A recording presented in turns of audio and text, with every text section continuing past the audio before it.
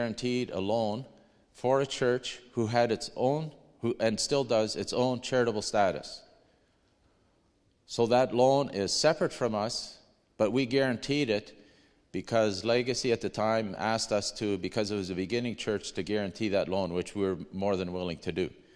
So in that situation, under loans receivable, related parties, you'll see the loan there, and it went down because as it's the very top there. I'll just mention a couple things. MBC Church building, 1.890 the cost, and the cost the previous year was 1.7 or 1.657300. Okay, that increase, that's where the elevator is. But if you go further down to non-registered church building, the cost for 2019 is $1,693,000. The cost in 2000, it was $1.2 billion, I believe, and they borrowed, I think it was around $800,000 from Legacy, and they paid $400,000 down. So that's where that information is. Okay, let's go back to page 19. Let's go down to the loans went up. So if you go to page 27, again, I think it's important enough to note it because there's been a significant change in the information.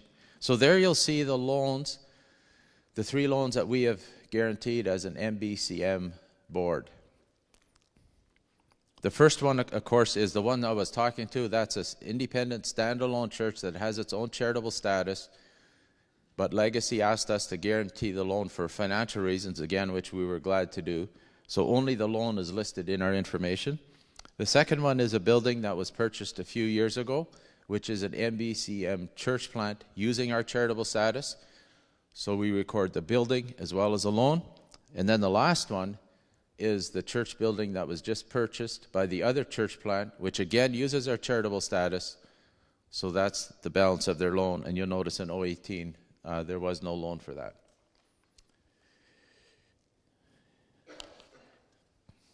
Okay, so I'm just going to flip back over to page 20.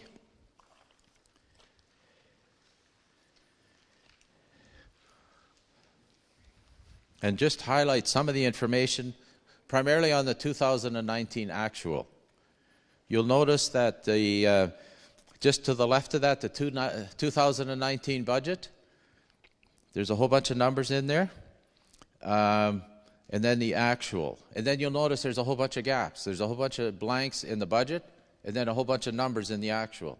Again, that is because when we approve a budget, that is the portion that we normally refer to as MBCM, the day-to-day operations that Cam and his staff work with.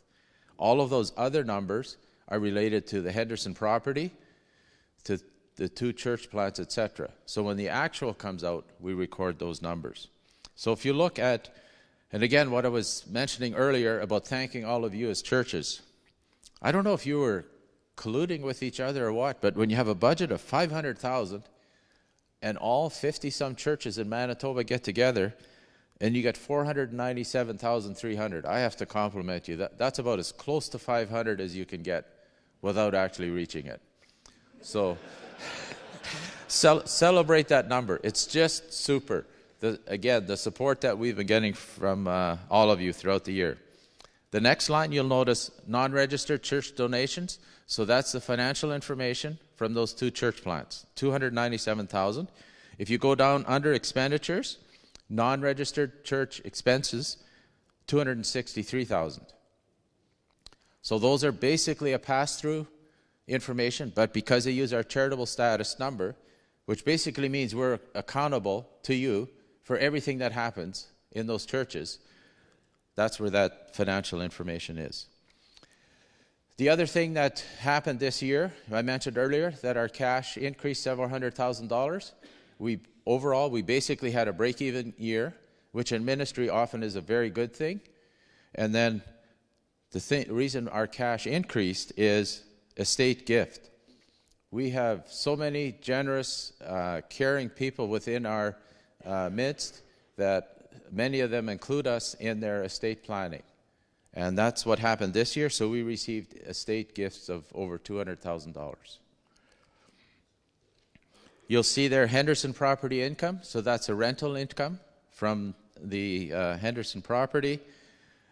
General revenue, registration, etc. Those are funds that are basically passed through for us. Like an event like this, the pastor's retreat, anytime where we charge a bit of money for lunch or whatever it is, we record that under the income. Under expenditures, you'll see there the personnel, and that's why I referenced our staff earlier with all of the transitions. In a transition year like that, it's not very often that you come under budget in terms of your staff expenditures. So thank you to them again. Office and facility expense, that includes several things because it looks like a very high number. So that office and facility expense and conference services, I'll talk about those two together.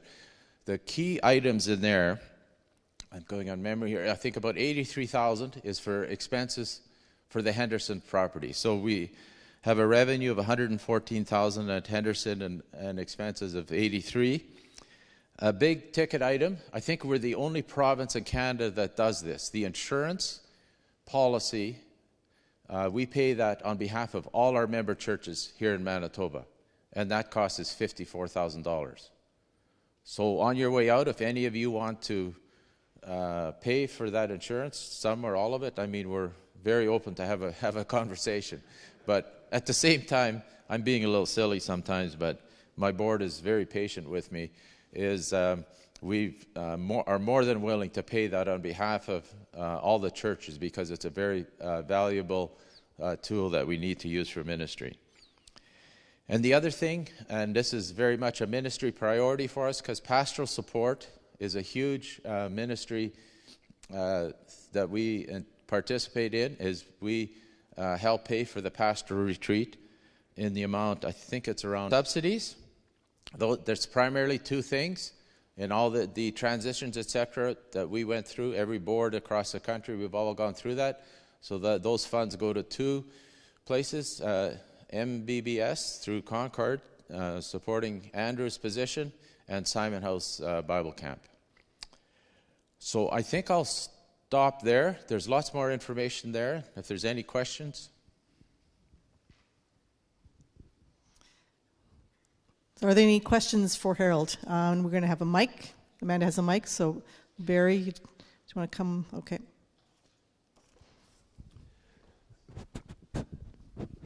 Relative to estate gifts, do we have a bequest policy, or what happens to the cash that comes in? It again, hopefully this year.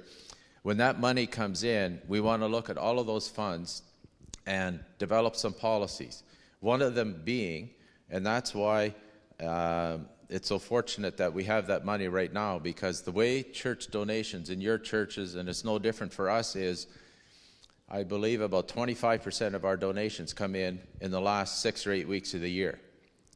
Payroll happens a full 12 months. So one of the things I'm recommending to our board is we would set up something like an operating reserve, probably of $200,000 or $300,000, a very restricted one, basically to cover our expenses in the first quarter of the year when donations come in slower, and then that fund would be replenished towards the end of the year. And then above that, with other funds, etc., there's different avenues that we could use to set up different ministry-type funds. So that conversation has started, but we're not there yet.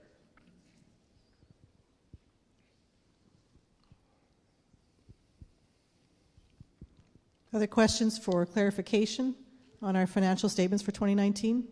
Any questions?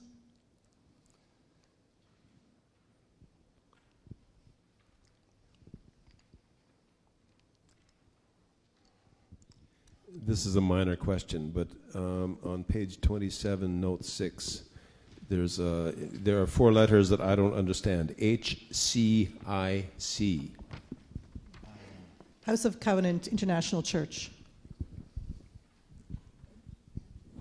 Cheryl had a question. Cheryl? Yeah.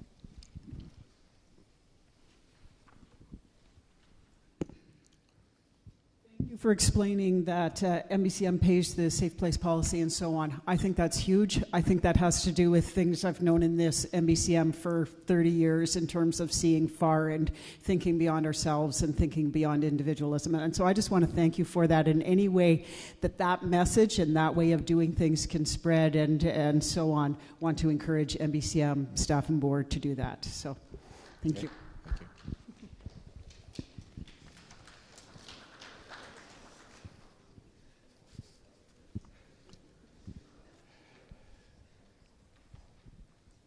As a financial person, half applause is great.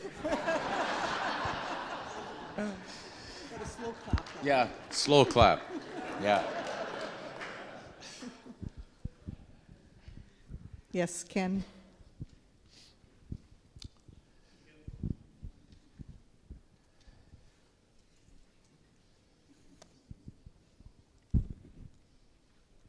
Should have raised my hand when you were standing right there. Thanks for a crystal clear explanation, Harold. Appreciate that. Just had a question about the loans for properties or buildings that we are purchasing, and I'm just wondering if there is a way or a benchmark or a system that we use to value those properties or the repayability of those loans, and just wondering, just to be sure we're not getting ourselves into trouble. I'm not against doing that. I just wanted to know if there's some sort of explanation for how that goes. Yeah. Thanks for the question, Ken. I have a very big heart for legacy, and I'm not here to report on legacy, but if there's a question about legacy, I have to answer it. So, very good question. So the process that we follow, and it's a joint process between legacy and CCMBC, and in this case ourselves. So I'll use the example of the loan that was just approved. So there, in that case, there's basically three approval levels. One is legacy, because that's where the money comes from. The other one is a CCMBC board, and the third one is us. And what we do is the due diligence, like all the financial information for the church, their historical financial information. And any of you that have applied for a loan, you know what I'm talking about because you've gone through all this. The demographics of the church, what's happening to the church, is it growing? The other thing is we ask for an appraisal of the property that's being purchased, and that's reviewed by all those different levels. And the Legacy Board, that was part of the requirement of Legacy becoming totally compliant with both Revenue Canada as well as securities regulators, that the lending policy, etc. So yes, that is very much a big factor. The one thing, and when you mention it, the amount of loans that we as an organization have guaranteed. Our auditor actually had a conversation with us about this, because those three loans, when you total them up, for an organization like ours with a $500,000 budget, that's a lot of loans. The auditor gained some comfort level, and this was the basis of our thinking as well. That's probably as much as we should guarantee for the time being. The comfort level is because all of the funds are borrowed from Legacy, which in a sense is an inter-conference agency, because we don't own Legacy or the Canadian Conference, but we as churches, collectively, we all own MBCM, and we all own CCMBC, which includes Legacy, etc. So the key is to have all of the controls in place and the documentation and the paper trail to support the decision. So, yes, thank you.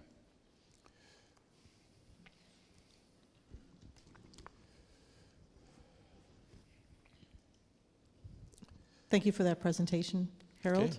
Should I? And yes, you want to? Okay, so I'll make a motion that we approve the financial information as presented. Any further questions to that? All in favor of accepting as presented? Thank you. All opposed? That is carried. Thank you so much. Okay. On it later? It says we'll vote on the budget this afternoon after you've had time to discuss it over lunch, etc. So we'll be asking for approval of the budget. The other thing we'll be asking for approval of is to appoint BDO as our auditors for the 2020 financial year. But if you look on the far right, under 2020 budget. So when we started the preparation process, and Cam asked me, like, what should I do in terms of the budget? I gave him the same answer that I gave Gerald a year ago. A couple of principles. Number one, the top number's 500,000, because we can only spend what comes in from the churches. The second thing is, look after your staff. And the third thing is, the number at the bottom has to be zero or very close to it. Everything else, you figure it out. And it worked extremely well. So the budget we're proposing is 500,000, similar to the last several years. The average over the last, I think, 7-8 years now is 480,000 or budget, but staff did a super job. There's a page in the book outlines our budget and all of the different ministries that we participate in. Just a phenomenal page outlining what does happen. So the registration amount of 50,000 and the donations, that is basically money that comes in. Like when you register for the pastor's retreat, for assembly, etc., that's basically what those funds are. Office and facility expense, conference services, etc. That's, let's see. Yeah, that's basic, pretty straightforward, not that different from last year. And grants and subsidies, much the same as last year, supporting MBBS and Simon House. And we think there's also a bit of money, I think around $20-some thousand to support Indigenous ministry. The reason we put that in there is we heard from you at the CR and different events a passion for Indigenous ministries in this province. We haven't defined what that is, but we've included that amount of money in the budget towards that ministry. So I think I'll just leave it there, and then we can talk again this afternoon. Yeah, we won't entertain questions right now. We'll have time throughout the day, and then at the end of the day as well, you can ask questions to Harold, and then we'll vote on it. Did you want to do the recommendation for BDO now, though? Sure. I'll move that we appoint BDO for the 2020 audit year. Any questions on that? No. All in favor? Thank you. Against? That is carried. Thank you so much, Harold. I would invite Conrad Lowen up. Conrad is our secretary on our board and heads up the nominating committee as well for various areas. So.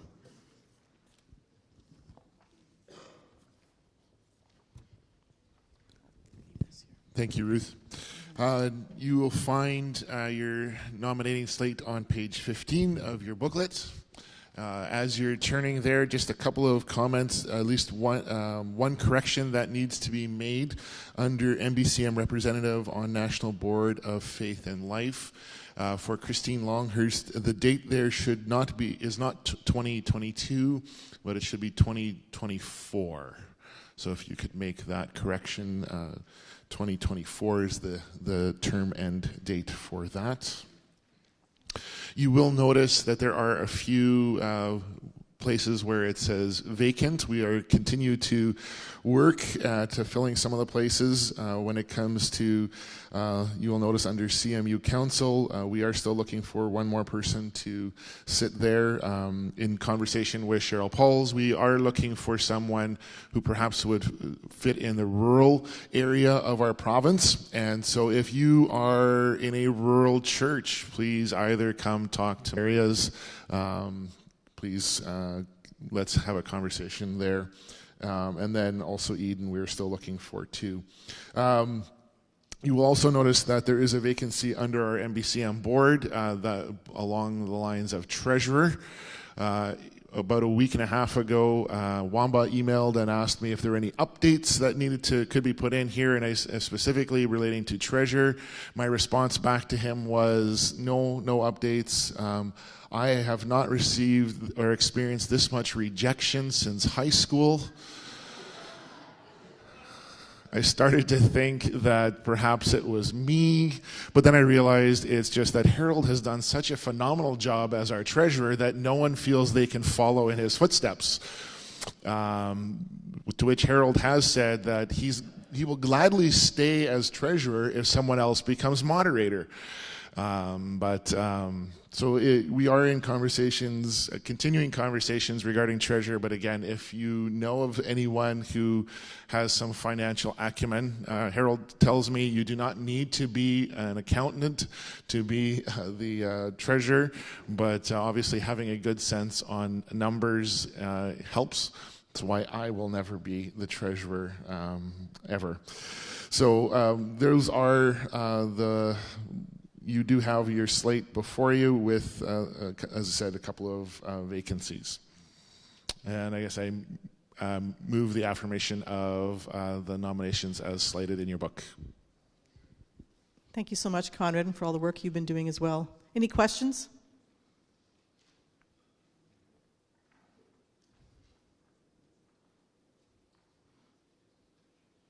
All in favor of the slate as presented, please indicate. Thank you. Against?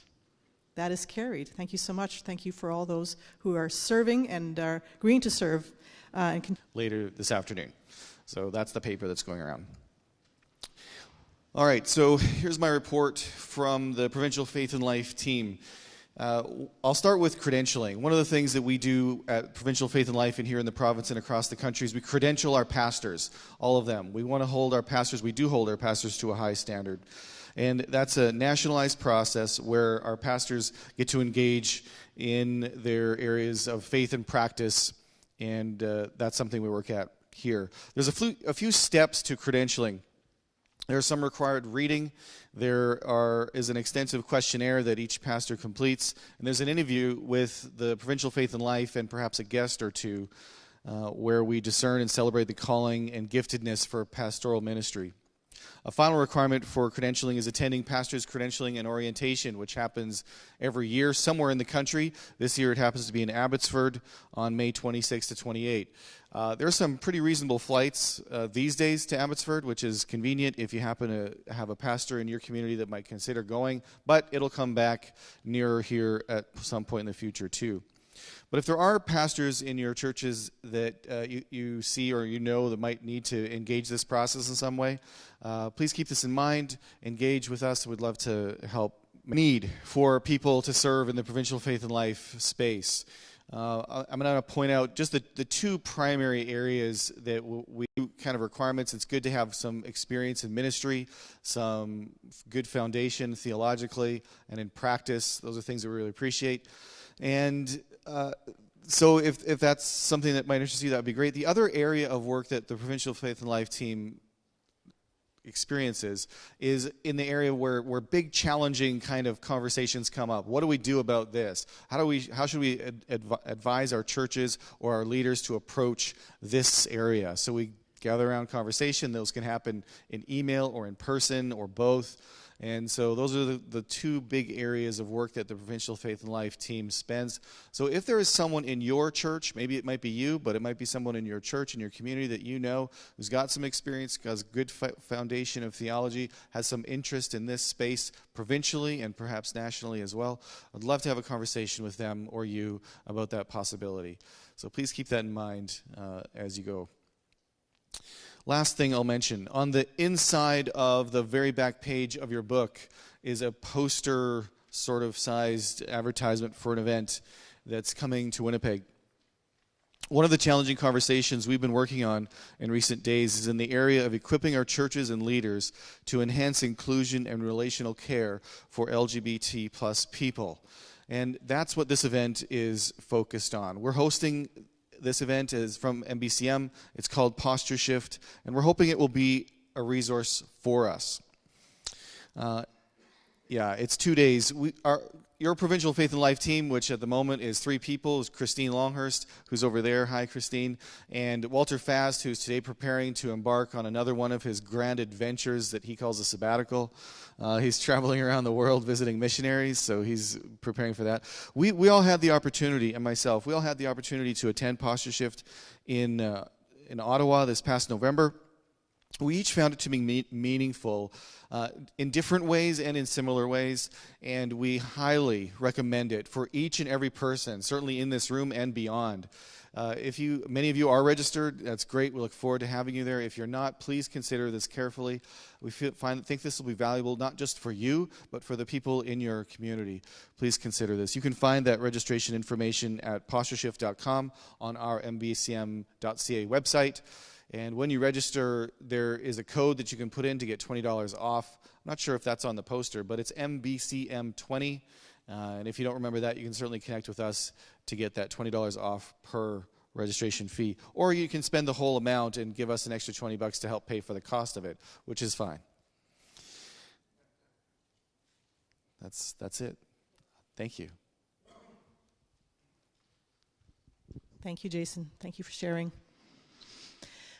We're going to move into some agency reporting at this time. There is, of course, lots going on in each of the ministries that will be sharing with us just in the next 20 minutes. And the few minutes that you have been given, I know, is not enough to tell us everything that's going on. Hopefully, though, through your words this morning, it will pique our interest perhaps this morning. But we want to say thank you for being here and being part of who we are. And I'm going to start with Eden Mental Health Center, and Al Kaler is on the board of Eden. And each presenter in the next 20 minutes have 4 minutes. The Eden Mental Hospital was started in 1967. It was remarkable. The founders were committed to being Christ, and the Spirit of Christ continues central. Eden's intent is for health services. This is in Winkler. Additional complementary services have been developed. One, Eden started quickly to Altona, Winkler, and Steinbach, broadening its focus to a range of needs in families and individuals. A big innovation is that church congregations provide funding so church members think about that. Sorry, I've just lost a few of Eden's success. For example, to build the Eden Hospital in Winkler in 1967, government provided half the funding, and the Mennonite churches, with advanced fundraising and loans, provided the remainder. The Eden Foundation started in 1981 and raises funds through activities and donations. In the last fiscal year, the Eden Foundation provided over $500,000 of support to Eden. Eden's combined annual budget is in the range of $14 to $15 million. What can you do? 4 or 5 things. You can pray. It's a complicated, challenging work. Much wisdom is necessary. Second, you can come to Eden for help. If you, your family, your friends, your neighbor need help, please come. There is no wrong door. All the doors are open. Eden will do whatever it can to help. You can give your time as a volunteer. Thirdly, if you know governance, there are 2 vacancies on the board. If you are a professional caregiver, Eden needs those skills.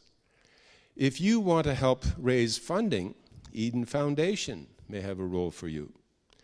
If you have a voice and a vote, and you all look like adults, you can speak in your community and vote to encourage improved mental health care.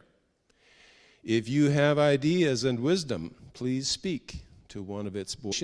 Give through your church. Add Eden to your annual church budget. Eden needs you to work. I exceeded my time. When a disaster strikes, it's not enough to wish for emergency supplies. In communities without safe access to water, peace is more than a wish. For MC, there are more people displaced from their homes by drought, conflict, flooding, and other disasters than at any other time. I'd love for you to join us in this work. You can pack kits. You can sew comforters. You can volunteer at a thrift shop. You can serve overseas with MCC. You can make a donation and help bring peace, dignity, and hope to those who need it most.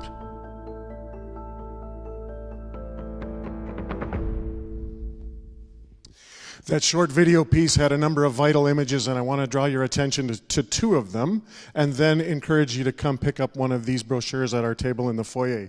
If you saw cans being distributed under a blue tent roof, that was in Ukraine at the New Hope Center, the director of whom, hear him tell stories of the good work that's taking place there. Also connected to the Mennonite Brethren Church, Mama Siska from Canada and U.S.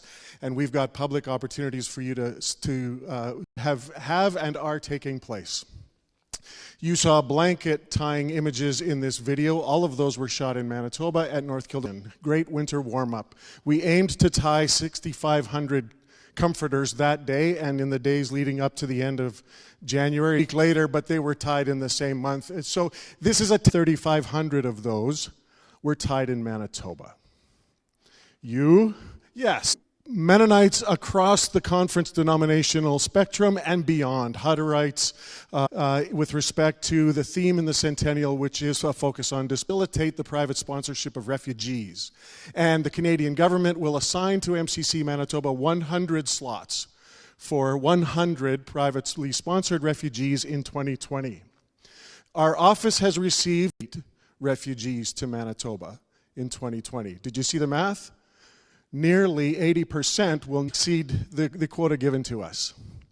Thanks be to God for that appetite to show Christians of the Canadian government quotas. I give thanks for your willingness to be partners in these missions of mercy. Thank you. Thank you so much, Daryl. I want to invite great organization. Thank you. Yes, my name is Kelsey Friesen. I work for Mennonite Disaster Service as a volunteer coordinator at churches that responds in Christian service that touches lives and nurtures hope, faith, and wholeness. Anabaptists and those who are not Anabaptists coming together with a common goal. It's hard to put into numbers everything that our volunteers do, but we do try. In 2019, we had 5,500 cleaning up and even building a few bridges. It's hard to quantify how much is kind of the equivalent to the amount of time people volunteered and gave to MDS over 2019. In Grand Forks, BC, responding on April 5th, we have an MDS and what that experience has meant to them. Some of you may be or may know people in your church who are the rep to consider that. If the rep in your church has never been we have some different communications, ways that you can hear stories of MDS. We have a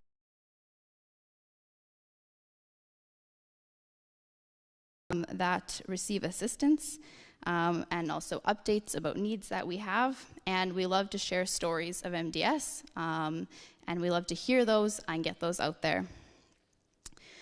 I'm sure there's a lot of pastors here in this room. We have a program called Pastors to Projects where we'll fund a pastor and their spouse to go to an MDS project. And all we ask in return is that you share your experience with your congregation and let them know what happened. And so I'd be happy to talk to any pastors about that. And of course, anyone can volunteer with MDS. Thank you. Square One Media, and she'll share with us all the wonderful things that happen at Square One Media, and maybe, you know, your role. I work with Square One World Media, and I want to thank all of you as churches for being supportive of the ministry, and also for opening your they even let me stay in their home. So thank you for that. Thank you for the partnership that we have shared for over 70 years. And they were going to use with the parents.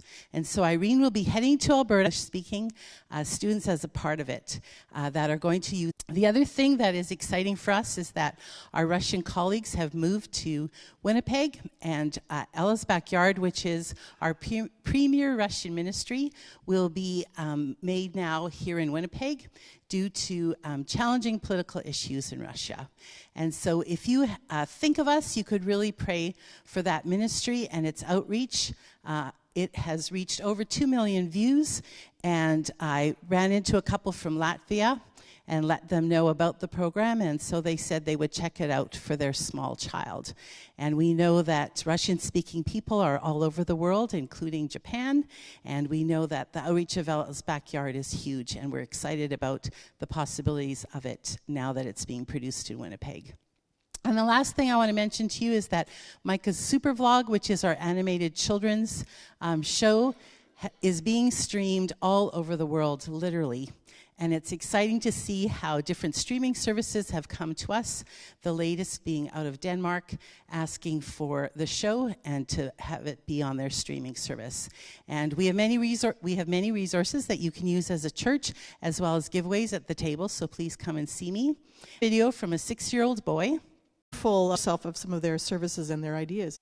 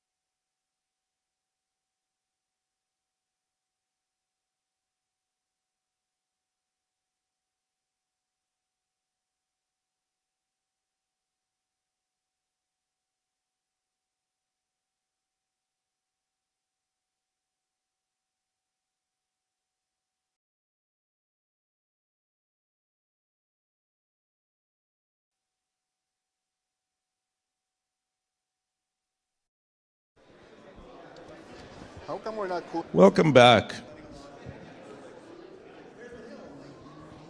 Yeah, there we go. I think it's and using some technology By password and head to slide, and it'll take you to a spot where you agency reporting. You're welcome to post questions to.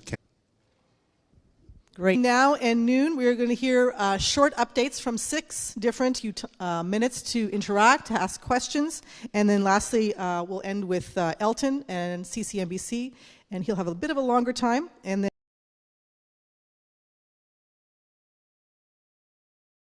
start. And I'm going to invite Mark.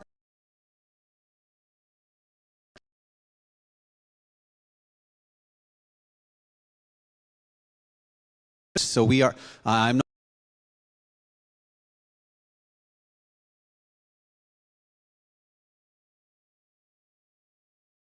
have academic partnerships in BC.